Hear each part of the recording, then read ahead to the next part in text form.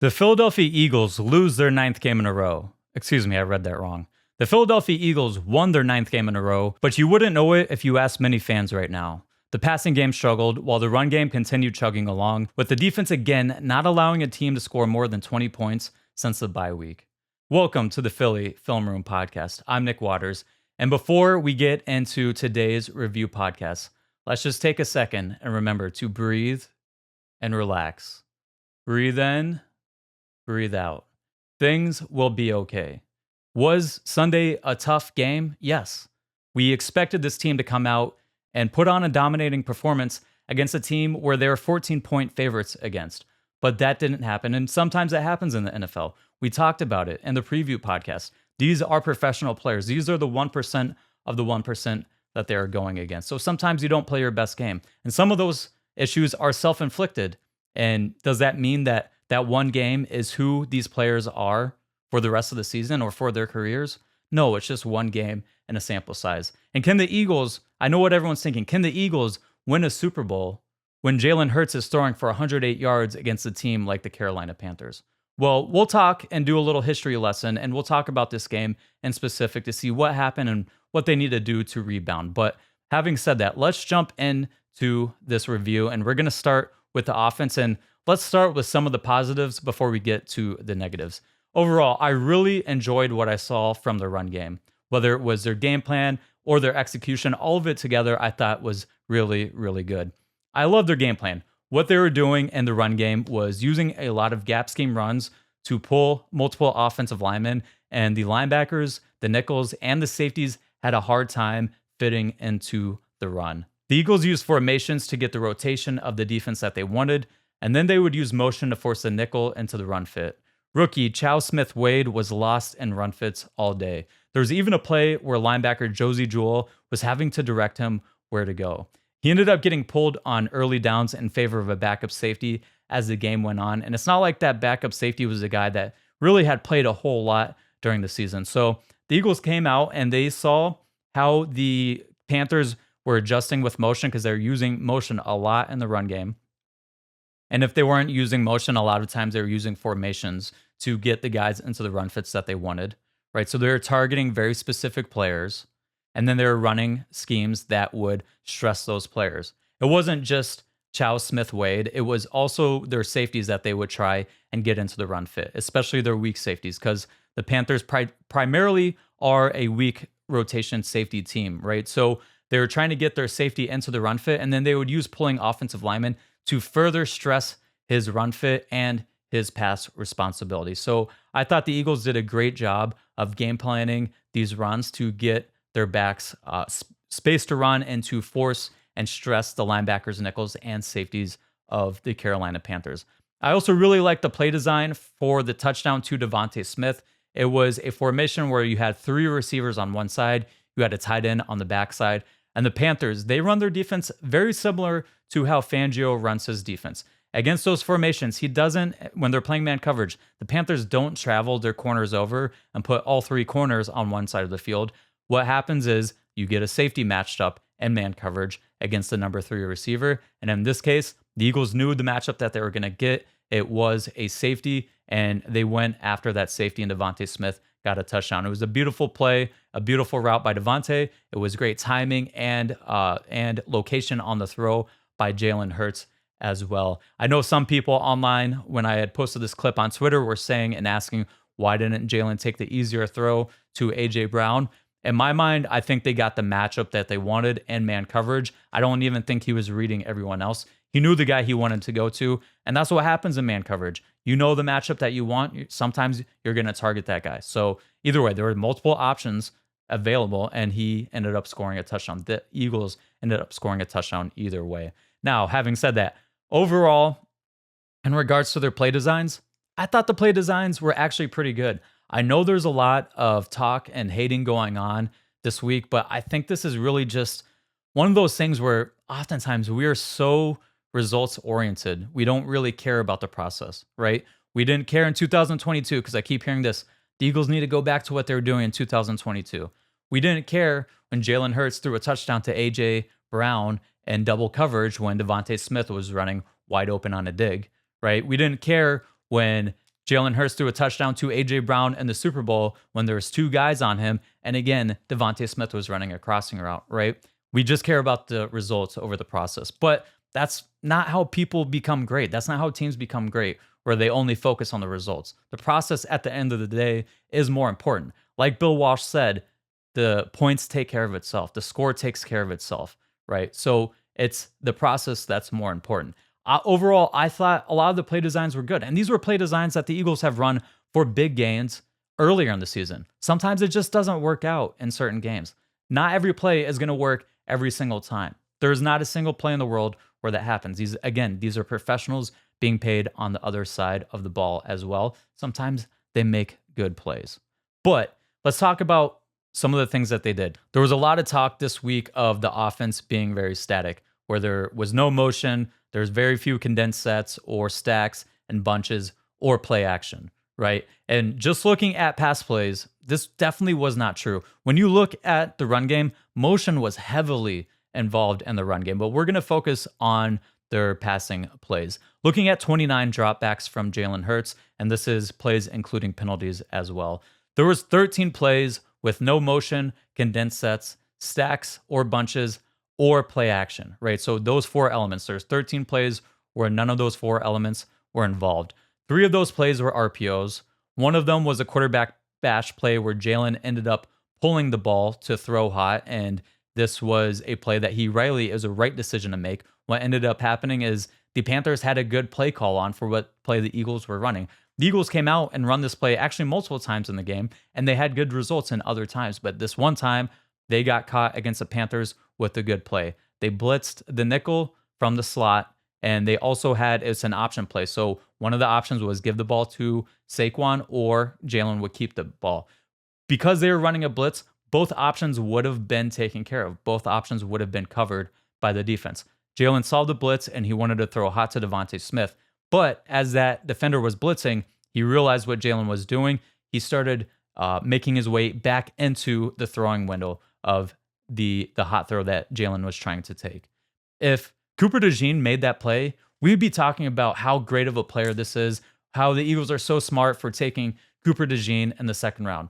Sometimes other players make really good plays, and that's exactly what happened on that play. Anyways, I digress. Let's get back to the point. One of the other plays that was not that had no motion, condensed sets, stacks, bunches, or play actions came in the 2-minute drill, which is a hurry-up situation. You're not running a lot of motion. You're just getting to the line and trying to get to some of your base plays and conserve time. But this does beg the question, does every play need to have one of these elements? No, not every single play has to have a condensed set or stacks or play action or motion, right? Think back, to the play with Devontae Smith on the touchdown. That was a good job. They got the matchup that they wanted. They didn't have to use any of the things that we talked about. By the initial formation and the alignments, they got the matchup that they wanted, and they got a good coverage tell, and they knew what they wanted to go with. They didn't need to throw in a bunch of other window dressing. But having said that, there were still 16 other plays where at least one of those elements was involved. There was 4 plays where all 4 of those elements were involved, where there was motion, where there was a condensed set with either a stack or a bunch, and then there was play action as well. So you got 4 plays with all of that included. There was 10 plays with 3 of the 4 elements that we're talking about, and overall they motioned on 13 plays. So it's not like they were just a static offense all game long. There were several plays that likely would have been big plays as well, but pass protection broke down immediately, and including a play where I believe it was Jahan Dotson running wide open on what likely would have been a touchdown if they connected on the pass, or if it wasn't Jahan Dotson getting the ball, Devontae Smith was coming open on a crossing route. There was another play action play where they motioned into a bunch look. They ran a drag route and a crossing route, a good route combo to pair together, but the protection broke down immediately, and then that play goes nowhere. If we had hit on 1 or 2 of those plays, there's other plays like this as well, where Jalen ends up scrambling for 15 or 30 yards, right? If those plays were able to play out, there were open guys on those plays. If those plays played out, we wouldn't even be having this conversation here right now. But That's not what happened. So we have to go back and look at what happened during the process. Now, again, there was a lot of gripes on Twitter about not enough slants or quick hitters. There was plenty of that in this game. The ball was thrown sometimes, other times it wasn't. But there were plenty of those opportunities. There were times where the pass got batted down at the line of scrimmage. There were plays that just didn't come to fruition because sometimes that's what happens. There was talk about you can't run out routes from condensed sets. Well, don't tell that to the Rams or the Lions or the Dolphins or really any of the other 31 NFL teams out there, because that is something that happens consistently over and over and over. If you run condensed sets and you say we're never going to run an out route, well, then the defense knows all they have to do is pack the middle of the field. You can definitely run out routes when you are using condensed sets. And the Eagles, for their part, have done that this year and have hit on big plays running those same exact route concepts out of those same formations. People were getting mad at the all curl routes. Again, very common route concept among a lot of different teams in the NFL. I put up a 1-minute clip on Twitter showing that it's not just the Eagles that run these play concepts. It's a lot of other teams as well. Is it my favorite play concept? No. Are there things they could go with other than that? Yeah, but they're also running these plays on like 3rd and 18. There's not a whole lot of things. There's not a whole lot of plays that you can really run on 3rd and 18. It's a very low percentage play when you are in 3rd and 18. You want to know how to convert 3rd and 18? Don't get into 3rd and 18. That's the biggest thing that you need to do. People are talking about there wasn't enough downfield targets. Again, several big plays missed due to pass protection. The Jahan Dotson play, crossing routes. They also had play action rollouts. They moved the pocket on a number of different plays. There was a play where Johnny Wilson motions in. It's what they pair with a number of their run action plays. They were running the play action fake off of it. Johnny Wilson trips trying to run the clear out route. If he runs that clear out route, you're probably getting Devontae Smith running a crossing route that turns into a chunk gain.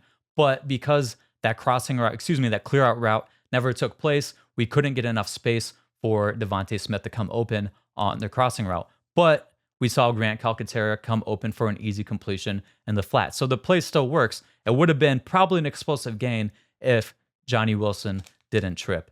Now, there is an assumption that Jalen is not being aggressive, trying to protect the ball.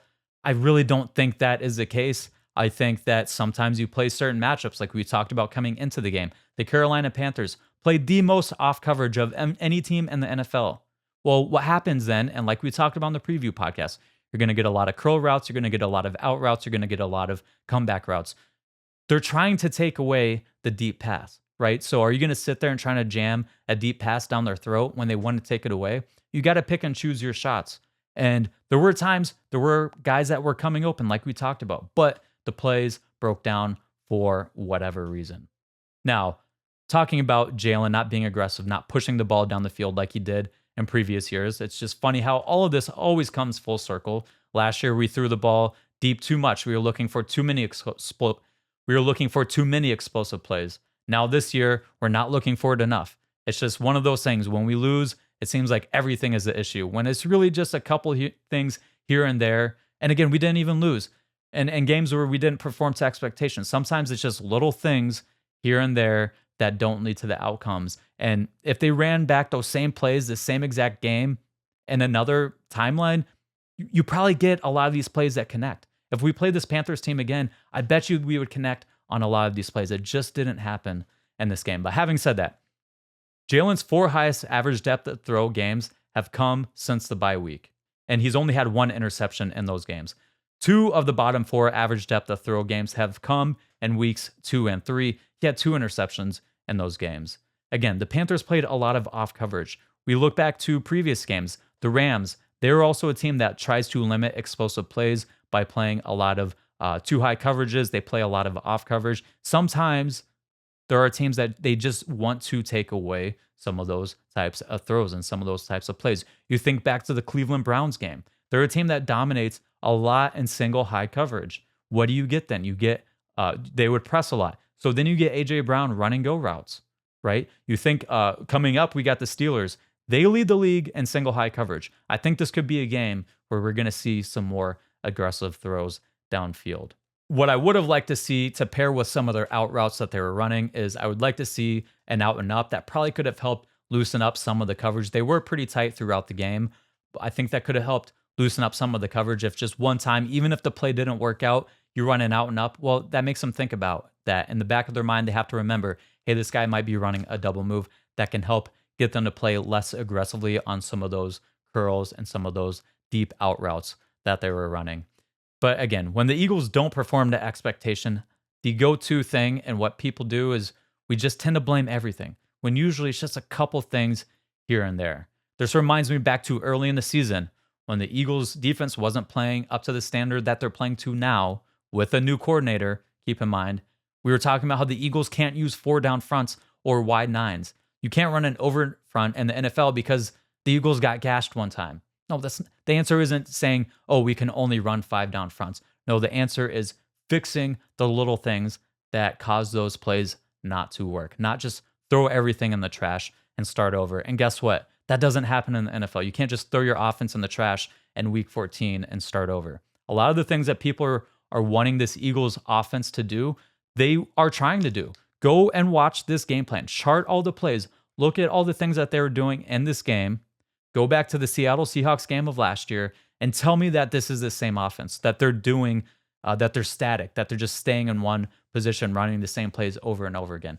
That is not the case. They ran multiple different types of play action where they moved the pocket, where it was half rollouts or full rollouts, or there was no rollout. It was just a play action pass. They ran a number of different quick hitting routes, whether they were under routes or slant routes. They ran a number of different RPOs. They ran a number of different read option and quarterback design run plays. Oftentimes the ball ended up getting handed off to Saquon Barkley or Kenny Gainwell, so you didn't see as much Jalen Hurts on design runs in this game, right? But that's the nature of running option plays. Sometimes the defense can dictate who is getting the ball in those situations, but the Eagles have been diverse in their game plan. Even this week, they ran a lot of different concepts. It wasn't just the same static, everyone go stand out there in 2x2 formations, and that's it. They used a lot of different looks. But let's talk about what everyone wants to talk about, and that is Jalen Hurts' performance. Number one, it just wasn't good in many aspects. There's no way to sugarcoat it. He had a bad game.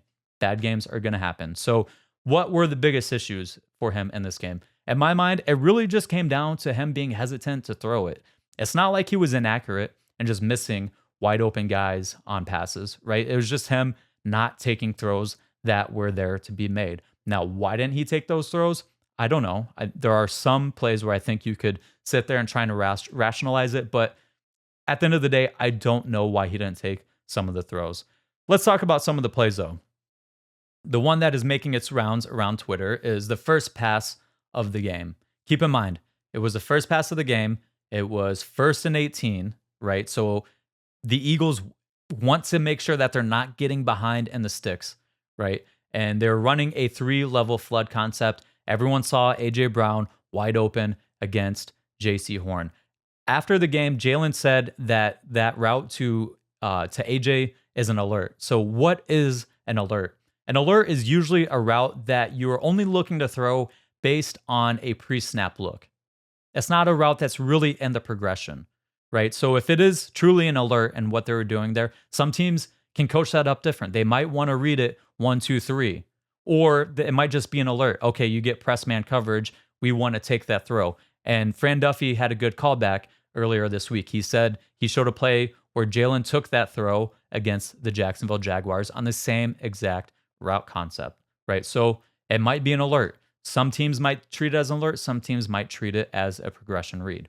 If it was an alert, though, then Jalen made the right read. He got off of the alert. He went and looked at the flat defender. The flat defender was taking away the intermediate corner route, or I think Devontae ended up breaking his route off short to find space in the zone. And then he got to the flat. Keep in mind, it was 1st and 18. If that pass doesn't get completed on the first possession of the game in the first quarter, we're looking at 2nd and 18. But the Eagles get it back to, I think, 2nd and 13 or 2nd and 12, something like that. And then the very next play, they run the ball and they get a first down. They probably don't run that same play if they're sitting there in 2nd and 18. I know AJ was open. That's no guarantee that the pass is going to be completed. That was still a pass deeper down the field. Now, I will say this. It did seem like Jalen was staring at J.C. Horn for a good amount. It didn't really seem like he was treating it as an alert, so maybe he was really reading it one, two, three. But we're never going to know. He said it was alert. So I guess we'll have to go with that. But there were several opportunities on slants and under routes that he just did not take those throws for whatever reason. I don't know. They were tipping some of the passes. They were getting guys into throwing windows. Maybe that caused some hesitation. I'm not sure.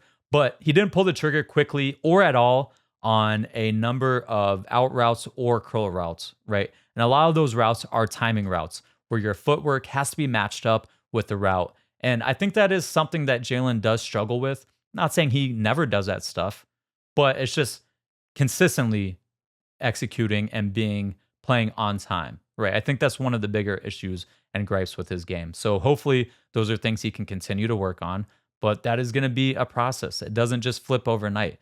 He has played much better in certain games, and then in other games, it can rear its ugly head. But overall, I had Jalen down for 8 negative plays. Some included plays that were ultimately good plays, but specifically looking in the aspect of did he take the first read or the guys that were open in the progression. Some of the plays, there were plays where it looked like he bailed the pocket a little bit too quickly. There were open guys, like especially on the Devontae Smith long gain where he broke the pocket and found Devontae late. There were guys he could have hit earlier in the progression, but he ended up scrambling. So I put those down as negatives specifically because we're looking at Jalen playing on time and the structure of the offense. I didn't think he did a good job on, I put 8 plays. Now, he wasn't the sole reason for why the offense didn't work. Again, there's multiple breakdowns and protection on plays that could have led to big passes. And some of those plays, Jalen turned into positive gains with his legs. So even though he wasn't having the greatest day through the air, he still has that other element and things that he can bring to this offense. And in addition to that, there were several good plays by the defense, whether it was tip passes at the line of scrimmage. There was a screen pass very similar to a screen pass that Saquon Barkley had a big gain on against the Rams that the defensive tackle diagnosed and blew up. Again, Jalen Carter blew up a screen pass. We say great play by Jalen Carter. Defensive tackle blows up a screen pass. For the opposite team, we say, well, this play design sucks, right? Why does it always work out like that? I don't know, but that's just how we are in our human nature. But there's also a play, like I talked about, the blitz and corner on the read play, the quarterback bash play, where Jalen pulled it when he was trying to throw hot.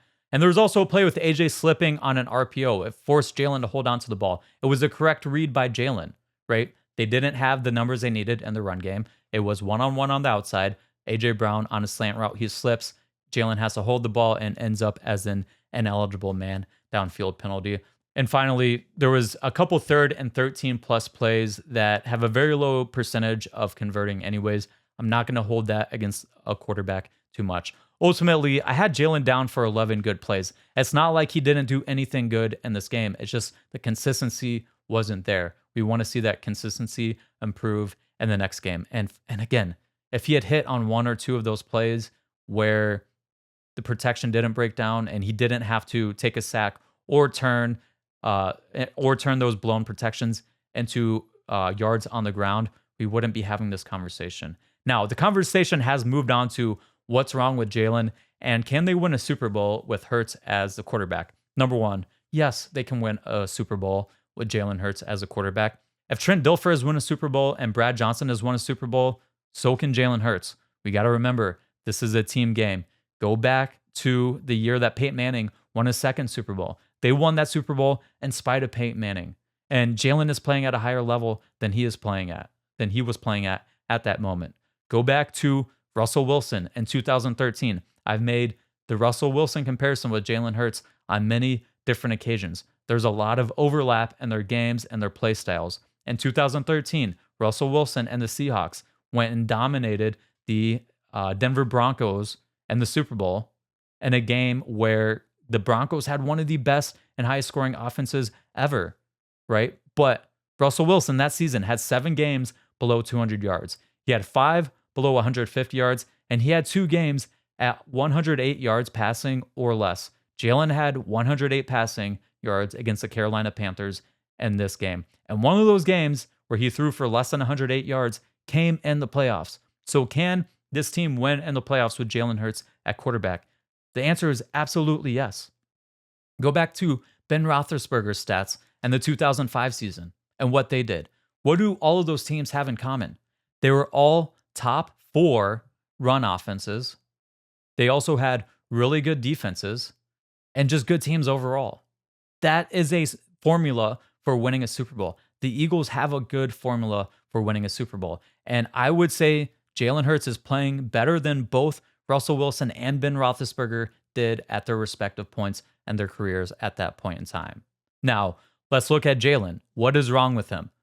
I don't know. Jalen's averaging career highs in passer rating, yards per attempt, touchdown rate, completion percentage, and adjusted completion percentage. People want to see the big passing numbers, and that's why if you just look at their total passing yards per game, you're going to be less than enthused, right? But you have to look at the incredibly low pass rate. Really what you need to be looking at is the per attempt numbers. If Jalen matched his pass attempts from 2022, then he would have career highs in passing yards, completions, and touchdowns. That's how yards per attempt, touchdown rate, and completion percentage work, right? Extrapolated out to more attempts, and you're going to have higher numbers, right? So if you see people trying to clickbait and say, oh, well, the Eagles passing offense ranks down here with the Giants and all these bottom feeder teams, well, you should probably know that these people are just charlatans and they're just trying to stir up controversy, and you should probably stop following them. But having said that, where does Jalen's numbers that we just talked about, where do they rank among the 43 qualifying quarterbacks in the NFL this year? His passer rating is 7th. His yards per attempt is 7th. His touchdown rate is 12th, but he is 6th in total touchdowns, right? So he is scoring a lot of touchdowns. This ranks in line with the other stats we've looked at. His completion percentage is 9th, and his adjusted completion percentage is 2nd. So it's not like Jalen Hurts is some scrub quarterback. We are sitting here talking about a quarterback that is top 10 and a lot of key stats, and we're like, what is wrong with him? That's a pretty good fucking problem to have. And then you look at his numbers since the bye week. Passer rating, 4th. Yards per attempt, 4th. Completion percentage, 6th. And adjusted completion percentage, 4th. His numbers have been very good and have only gotten better since the bye week, right? So can this team win with Jalen Hurts at quarterback? Yes. Is he perfect? No. Is he above criticism? No. And we have criticized many parts of Jalen Hurts' game on this podcast. You can go back and look at the preview podcast that we did. But again, this is just one game. Just like you are not the results of one bad day you had at work or one shitty day you had in your relationship, right? We have all, if you've played sports in the past, you have all had bad games. Does that define who you were as a player throughout your career? No. This is just one sample point in the entire data set. But we do have to talk about the Jalen, AJ Brown, and Brandon Graham drama. I hate talking about this stuff, especially speculating what's going on behind closed doors, but it is such a big story that I have to talk about it a little bit. First, I'm going to say this. Jalen and AJ prayed together before the game. I don't think they're not on speaking terms, right? So maybe what happened is they didn't talk immediately after the game. And you know what? That's okay, right? If people are frustrated and upset, and it's rightfully so, I'm sure Jalen was frustrated. We know AJ was frustrated. You could see Devontae frustrated. A lot of people are frustrated. It was a frustrating game, right? But maybe it's okay to take a minute and take some time apart to reflect on your feelings and then come back when you're in a better state of mind, right? I know personally in my life, when I'm pissed off and I start going after people, I end up saying things I regret. And then what ends up happening is you now have to apologize and take focus off what your main issues were. So if he went in frustrated and started blowing up at Jalen and they got in an argument back and forth, that's probably a bigger issue than anything else. Maybe Brandon Graham just got it confused that they weren't talking right after the game. I don't know. We're all speculating here, which is why I hate talking about this stuff because I don't know what's going on. And I don't want to talk about people and what's going on behind closed doors. But at the end of the day, AJ was frustrated immediately after a frustrating game. He wants the team to be better. He wants the offense to be better overall. He didn't sit there and say, I need the ball, right? We had Deebo Samuel just tweet out, ironically, almost as a Brandon Graham story broke, that he is not underperforming. He's just not getting the ball. AJ Brown didn't go to the media and do any of that. He was asked what's wrong with the offense, and he said the passing game. Well, yes, the passing game hasn't lived up to expectation over the past 2 weeks. weeks, excuse me. So you have that, and he also probably wants to contribute more. These are guys with very confident, high ego guys, right? Even if people say he's, a selfless player, there still takes a lot of ego to think that you're one of the best that deserves to be playing at the NFL level, and especially playing the way that he's playing, and especially making as much money as he's making, right? These guys have, confidence in themselves. They want to get the ball. They know that they can contribute. You also add into it playing football as a receiver or as an opposite corner, as I often did, against teams or for teams that are run first teams is boring as hell. I would literally, when we were playing a team, sometimes we had played teams that ran that Georgia Tech triple option shit. I'd be talking shit to the other receiver, telling him, hey, bro, you don't want to play here. Come transfer to our school. I'd be yelling at the coaches, like, come on, throw it at me, because you're just sitting there bored as shit. If you're a receiver, you're playing on average 60 snaps a game, and then you get targeted 5 times, that's a lot of conditioning. You're just running up and down the field for half the game. It's not very fun in those scenarios. I can understand how a receiver at certain points in times gets a little bored and a little frustrated as well, and they want to be involved in the game plan. I'm not saying that's exactly what's happening. I'm sure at the end of the day, they just want to perform at a more efficient level. And again, against this team, against the Panthers, they just didn't do that. But I think there is something to the point of how much the Eagles are trying to run the ball, that it would behoove them to try and get some of their other playmakers involved a little bit earlier in the game, even if it's just designer plays, right? The Cincinnati Bengals do a really good job of trying to figure out different ways to get Jamar Chase the ball. Now, they pass the ball a lot already to begin with, but just try and figure out some designer ways to get these guys the ball and space so that you're not having to get to the end of the game and next thing you know, Devontae Smith has 3 targets the entire game. Try and keep those guys involved. There is still a personality aspect to playing football. And as much fun and as much success as this team is having right now, these guys still want to perform. They still want to get a little bit of love and a little bit of attention as well. So hopefully we can figure out ways to find a bit of a happy medium where we can get these guys more involved,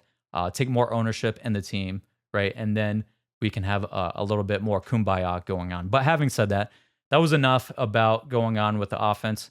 I'm ready to turn the page and move on to the defense. Looking at the defense, overall, they had a good day. They allowed 302 yards, which is slightly above their season average, but they only allowed 4.4 yards per play. They really made the Panthers work for everything that they got, and the Panthers came out ready to fight. But they held Bryce Young under 200 yards after back-to-back games of over 260 yards. His 5.6 yards per attempt was below his season average. His completion percentage of 55.9 was his second lowest of the season, and he also had an interception. He had a season high in scramble attempts, partly due to good coverage, partly due to pressure. He had 19 pressures, according to PFF, and partly due to losing contain and bad rush lane integrity overall. I will say it's the second week in a row where this has been a problem.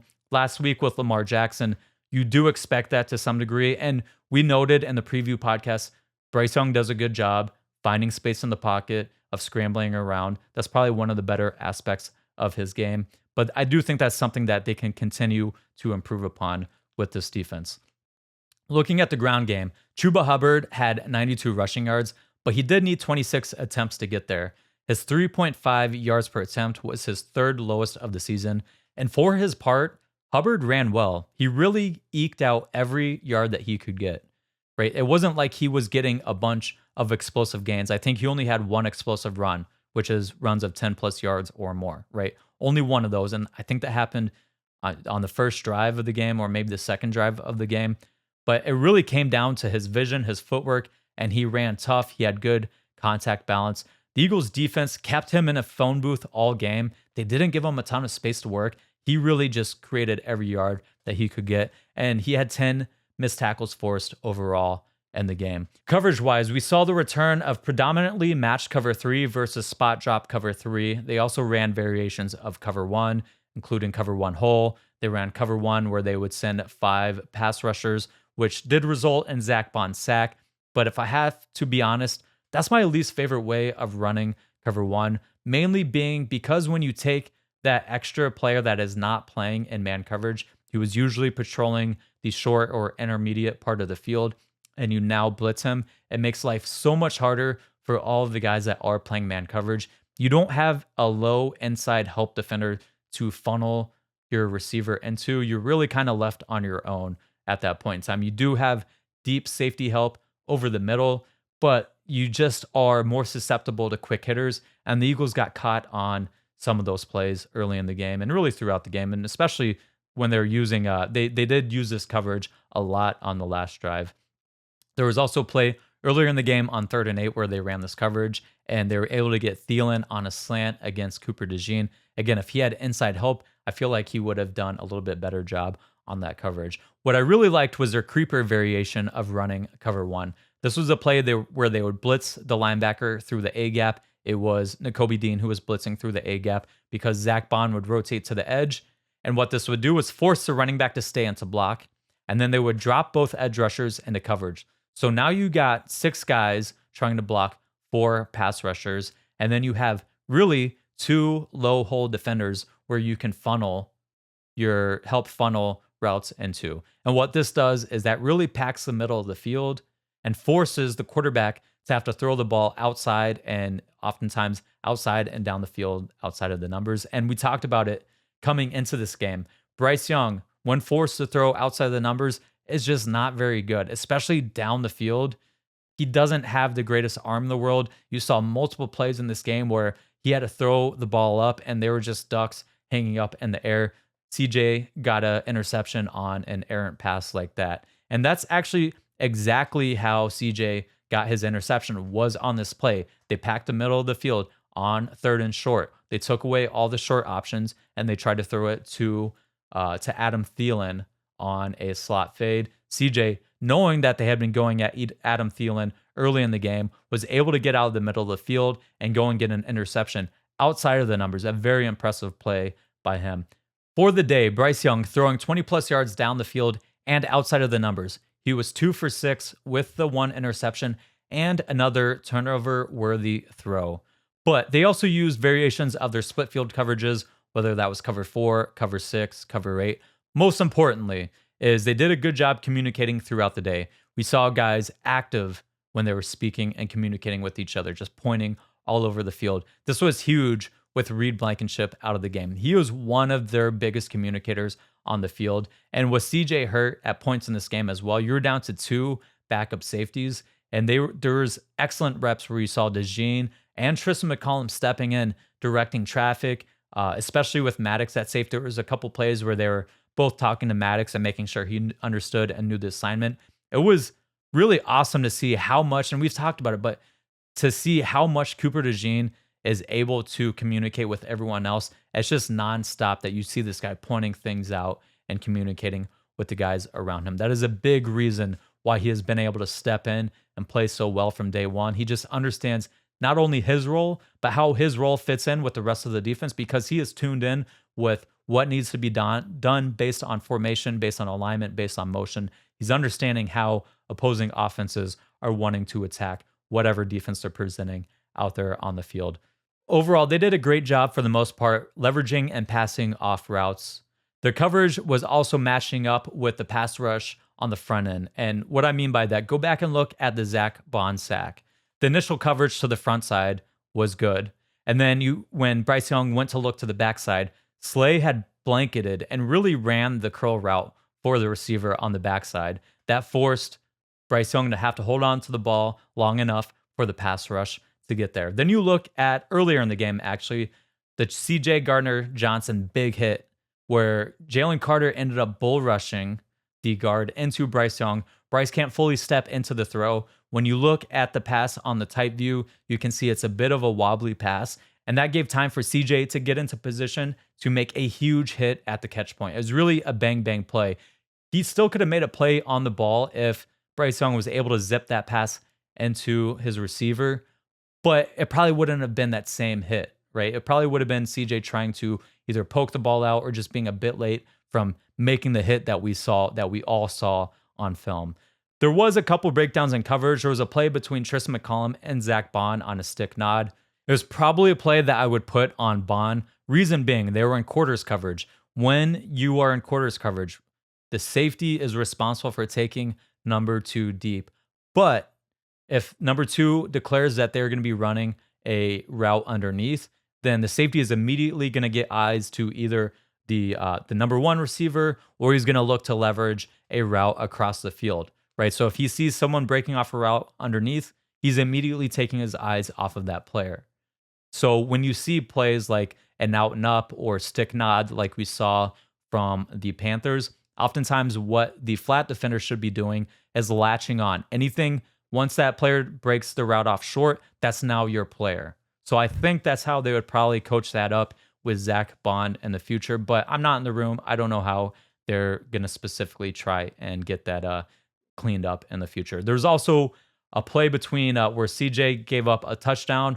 Not really a breakdown in coverage, but CJ just needed to be tighter. He gave up too much space. I understand he was trying to make sure he didn't get caught on the pick route, but he ends up hopping back and giving up too much space to the tight end. They could alternatively, they could try to banjo the coverage where Darius Slay and CJ would just switch off on the rub route that they're running right there. But that does take communication on being on the same page and recognizing the play as it's happening.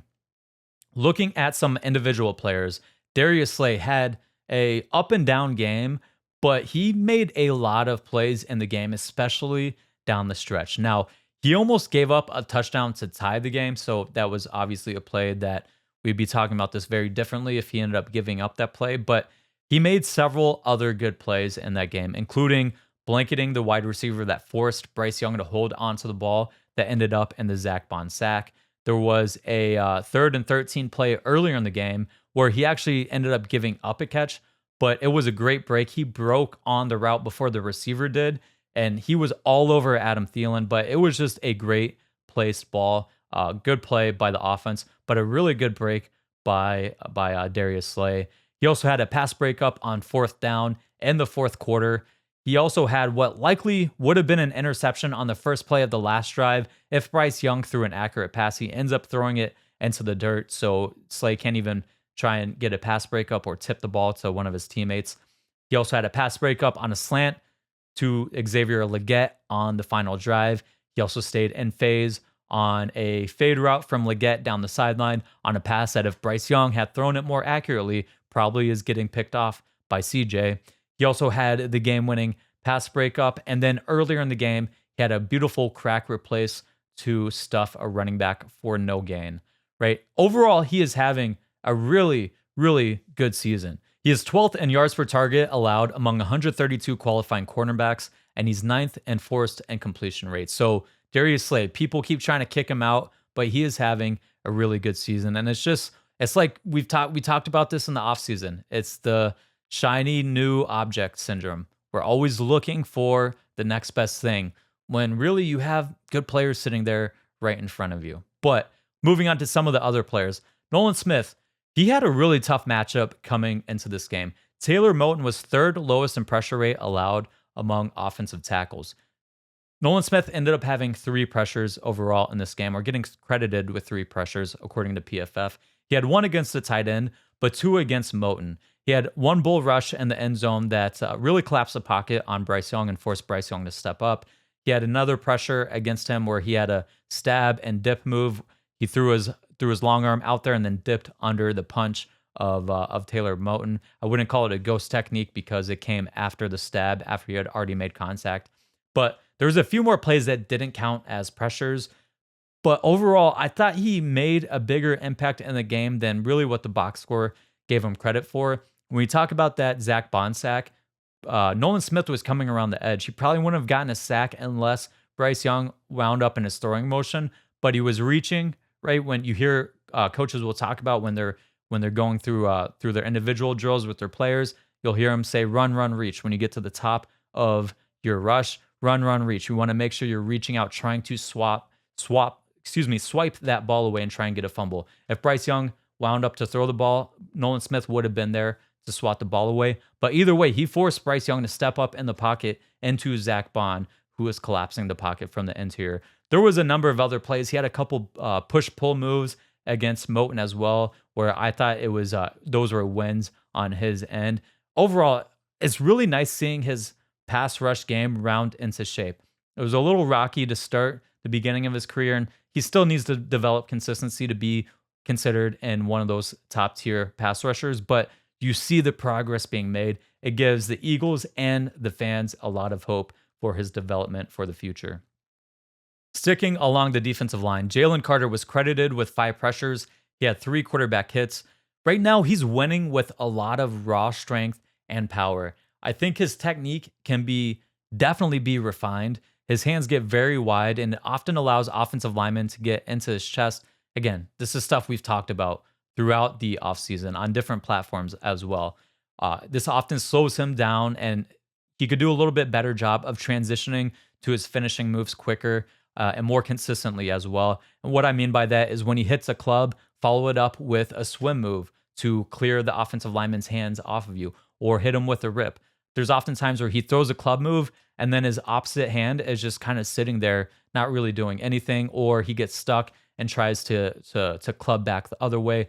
Once he starts to refine his technique, he is going to be such a dominant force, and he still already is. He's 16th in pressure rate. He's 10th in pass rush win rate. So the sky is the limit. But he said it himself coming into the season. He didn't really focus on technique work. He focused on conditioning coming into the season. He said he'd leave the technique improvements for when training camp started. So I wonder this offseason if we're going to see a little bit refocused offseason plan where he's going to be focusing a little bit more on his technique, because once he figures that out, that's when you're going to see him really be one of the top 1 or 2 interior defensive linemen right now, because it's just a lot of raw strength, power, and athleticism that he's winning with. Looking at Cooper DeJean, a bit of a learning moment for him in this game. Got a good education by Adam Thielen. He lost to Thielen on a few reps. He lost on the wheel route, and then he lost on a slant earlier in the game.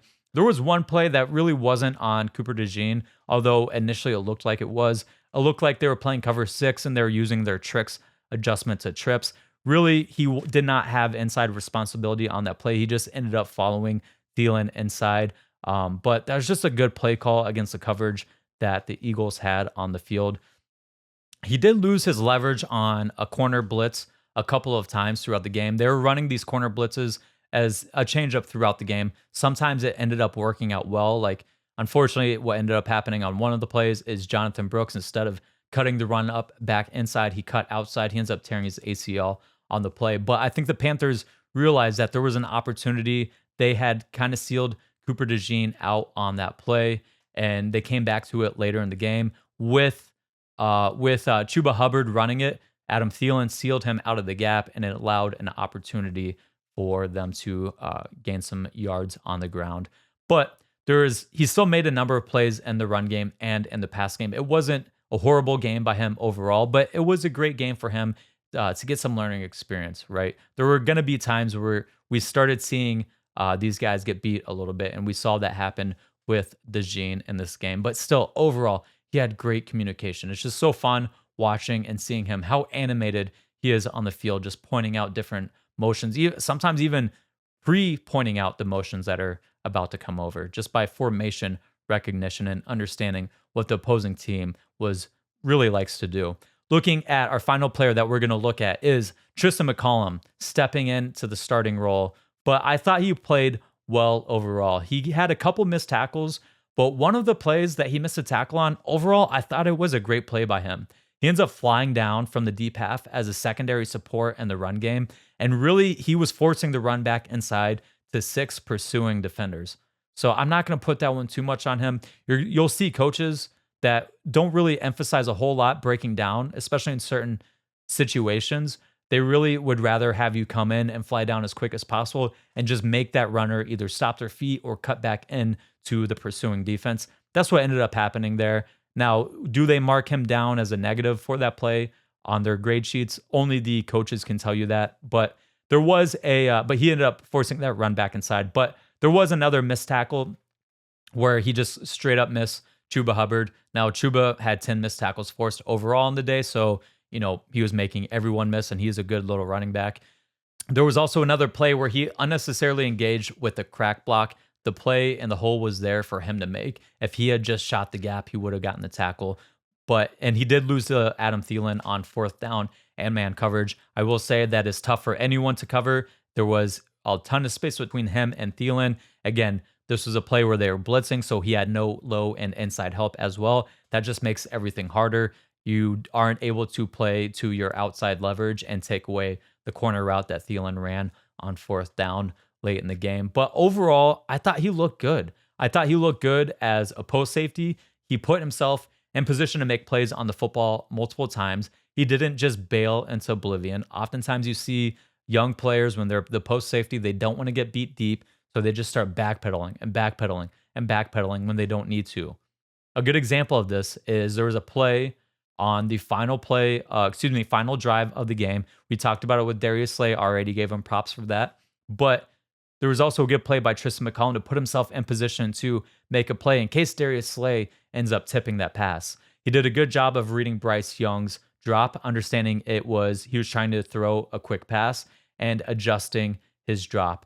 He ended up not getting too deep. He got to a spot where he settled down and then he broke quickly on the ball. He was also able to get his hands on a pass on a rollout. It was a near interception, getting off the middle of the field and all the way to the sideline. He's also good in man coverage on other routes, cutting off pretty quickly an in-breaking route from a Panthers wide receiver. He was quick to recognize and flow into his run gaps and the run game. And he had a good one-on-one tackled with Hubbard and a gap as well. Overall, his communication was good, including being the guy that had to direct Avonte Maddox on a couple of plays. And overall, he's a very good athlete for the position. He has great movement skills. Overall, I just think he has a solid game, and I think he has a bright future in the NFL. And if he doesn't become an NFL starting safety, he's going to be a guy that rotates into a safety unit at some point in time, right? Maybe playing on nickel packages or dime packages. He is going to be a guy that gets playing time in NFL defenses. And I wouldn't be surprised if he does find his way to get more playing time on this defense in some way, shape, form, or fashion. But that will be it for today's episode. Just remember, let's breathe, let's relax. This team will be okay. Jalen Hurts, I will put money on it, doesn't suck ass. He will be okay. But having said that, we got a big matchup this week against the Pittsburgh Steelers. They are no slouch of a team, so all eyes will be on Pittsburgh. But that is for the next episode. Until then, remember to like, subscribe, and spread the word. And until next time, go Birds.